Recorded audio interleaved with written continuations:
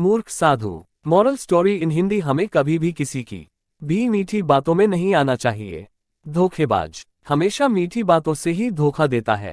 ये कहानी मूर्ख साधु मॉरल स्टोरी इन हिंदी उसी के बारे में है। एक समय की बात है, नारद शर्मा नाम के एक साधु थे जो एक शहर के बाहरी इलाके में एक मंदिर में रहते थे।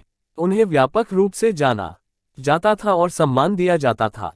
लोग उनसे मिलने आते थे और उनका आशीर्वाद लेने के लिए उन्हें उपहार, भोजन, पैसे और कपड़े देते थे। जिन उपहारों की उन्हें अपने लिए आवश्यकता नहीं होती थी, वह उन्हें बेच देते थे और उससे होने वाली कमाई से अमीर बन गए थे। वह किसी पर भरोसा नहीं करते थे। उन्होंने कभी किसी पर भरोसा नहीं किया और इसलिए वह अपना सारा पैसा एक बैग में रखते थे जिसे वह हर समय अपनी बगल में रखते थे। वह एक क्षण के लिए भी थैला अलग नहीं करते थे।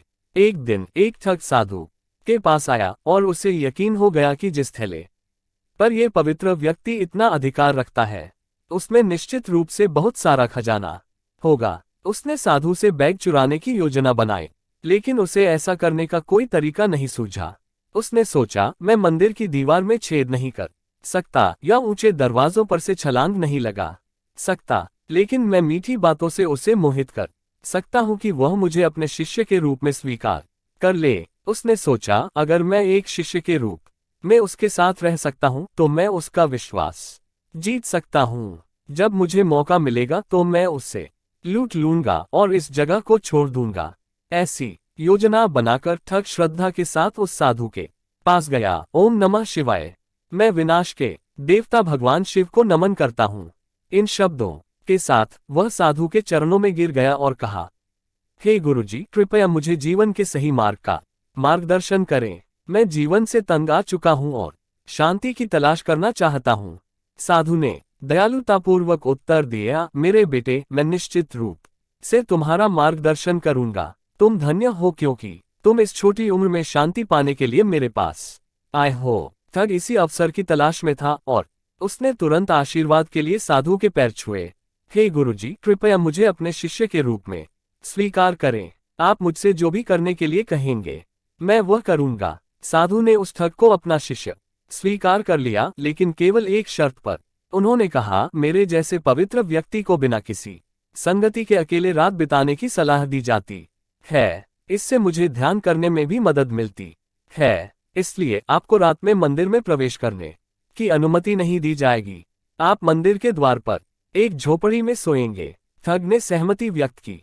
आप जो भी मुझसे कहेंगे मैं स्वेच्छा से आपकी इच्छा पूरी करूंगा। शाम को साधु ने अनुष्ठान शुरू किया और औपचारिक रूप से ठग को अपने शिष्य के रूप में लिया। बदले में ठग ने खुद को एक आज्ञाकारी शिष्य साबित किया। उसने उसके हाथों और पैरों की मालिश की, उसके पैर धोए और मंदिर की सफाई के साथ साथ सभी अनुष्ठानों में उसकी मदद की। हालांकि साधु अपने शिष्य से खुश थे, लेकिन ठग इतना आत्मविश्वास हासिल नहीं कर सका कि साधु उसके आसपास रहते हुए अपना बैग छोड़ सके। जैसे जैसे दिन बीतते गए, ठग निराश होने लगा। उसे मुझ पर इतना भरोसा नहीं है कि वह बैग मेरे पास छोड़ दे।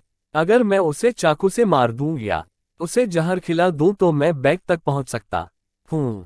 जब वह ये सब सोच रहा था, तब उसने एक युवा लड़के को साधु के पास जाते देखा।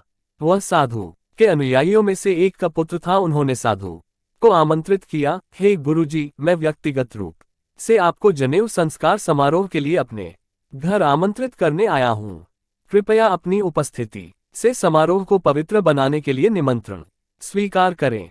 साधु ने निमंत्रण स्वीकार कर लिया और कुछ समय बाद ठग के साथ नगर की ओर चल पड़े। रास्ते में उन्हें एक नदी मिली जहां साधु ने खुद को राहत देने के बारे में सोचा।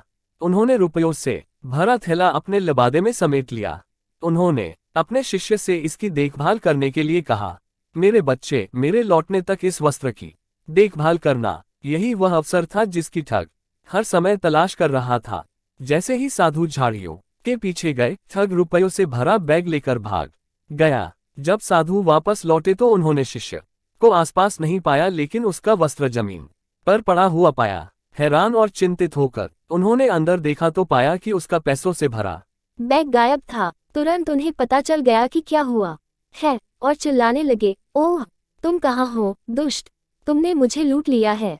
मूर्ख साधु ने फिर ठग का पीछा करना शुरू कर दिया, लेकिन वह शहर तक पहुंच गया था। वह जानते थे कि वह उसे पकड़ नहीं पाएंगे। वह रात को शहर में रुक गए और फिर अगली सुबह खाली हाथ अपने मंदिर लौटे। मॉरल, किसी ठग की मीठी बातों में न आएं। अगर आपको हमारी स्टोरी मूर्ख साधु अच्छी लगी हो तो अपने दोस्तों के साथ भी शेयर कीजिए और कमेंट में जरूर बताइए कि कैसी लगी हमारी ये कहानी।